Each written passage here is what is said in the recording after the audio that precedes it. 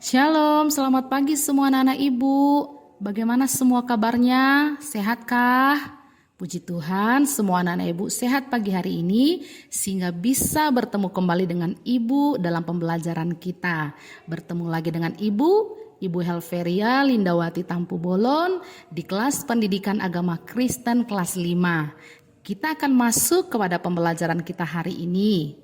Nah, judul materi kita hari ini adalah dampak dosa.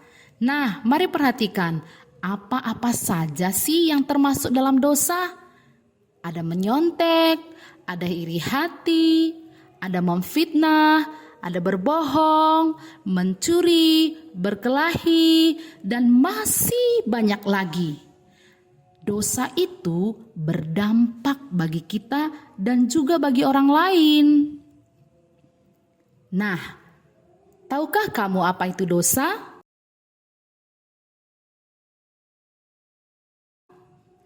Dosa adalah tindakan manusia yang melanggar perintah atau firman Allah. Dosa hanya dapat diampuni, dan Allah lah satu-satunya yang berhak dan mampu mengampuni dosa manusia. Dosa diawali dari bibit-bibit kecil di hati kita, misalnya iri hati, dengki, amarah, serakah, angkuh, dan keinginan untuk menguasai. Nah, coba perhatikan, jangan sampai hal-hal itu ada di hati kita ya anak-anak. Dosa itu dapat berdampak bagi orang lain.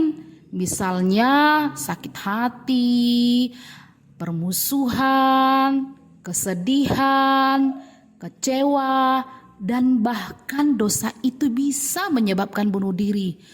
Wah, seram ya anak-anak.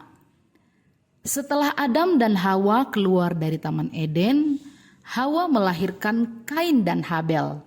Ketika Kain dan Habel tumbuh menjadi dewasa, Kain menjadi seorang petani dan Habel menjadi seorang gembala.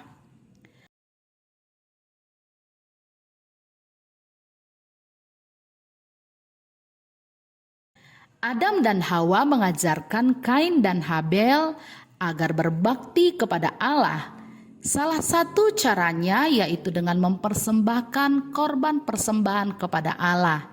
Nah, kamu juga pasti mendapat pendidikan dari orang tua untuk berbakti kepada Allah ya kan anak-anak? Nah, karena Habel adalah seorang peternak, maka Habel mempersembahkan dombanya kepada Allah.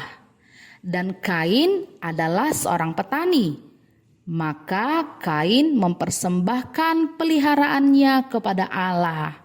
Mereka mempersembahkan apa yang menjadi hasil daripada pekerjaan mereka kepada Allah. Namun Allah hanya menerima persembahan Habel, tetapi tidak menerima persembahan dari Kain. Kira-kira kenapa ya? Karena persembahan Kain tidak diterima oleh Allah, Kain menjadi marah dan iri kepada Habel adiknya. Nah, Kain sudah mulai menyimpan bibit-bibit dosa dalam hatinya.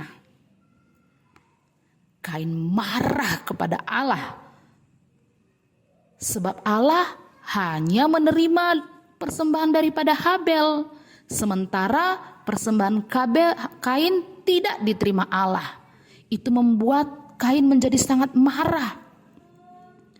Rasa marah yang ada di dalam hati Kain akhirnya membuahkan perbuatan yang jahat. Karena rasa marahnya, maka Kain membunuh Habel adiknya. Wah, sangat mengerikan sekali ya anak-anak. Allah sudah menegur Kain agar dia dapat berubah. Namun Kain tidak memperhatikan kata-kata Allah.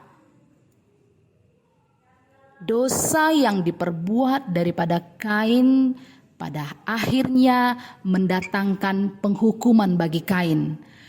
Allah menghukum Kain bahwa tanah yang ditanami Kain tidak akan menghasilkan apa-apa, dan Kain akan menjadi seorang pelarian dan pengembara.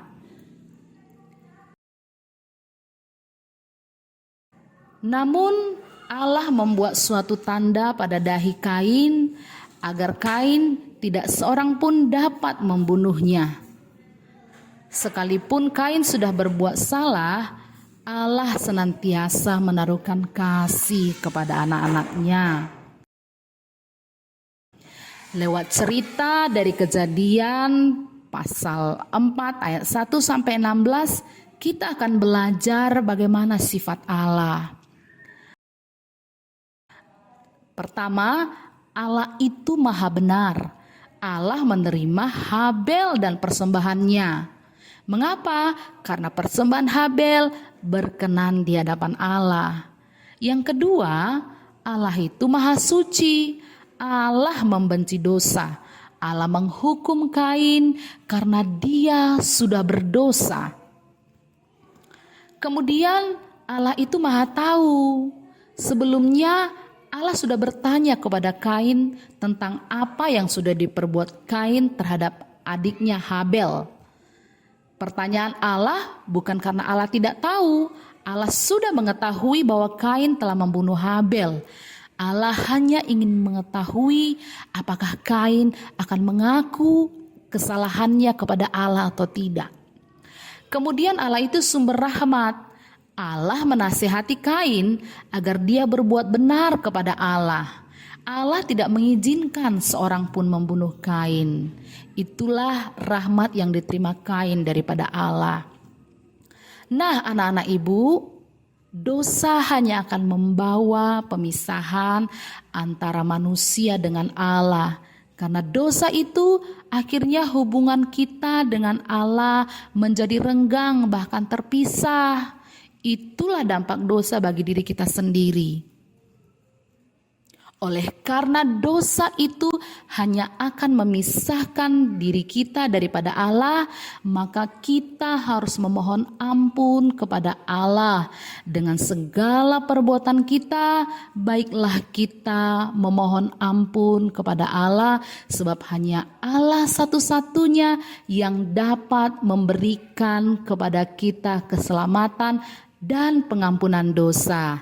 Nah, anak-anak ibu semuanya yang ada di tempat ini, dosa itu hanya akan membawa dampak yang buruk bagi diri kita dan juga bagi orang lain. Dosa itu hanya akan merugikan diri kita dan juga merugikan orang lain. Maka untuk itu kita harus menghindari dosa. Anak-anak ibu semuanya yang ada di tempat ini, ayo sebutkanlah cara yang dapat kamu lakukan untuk menghindari dosa.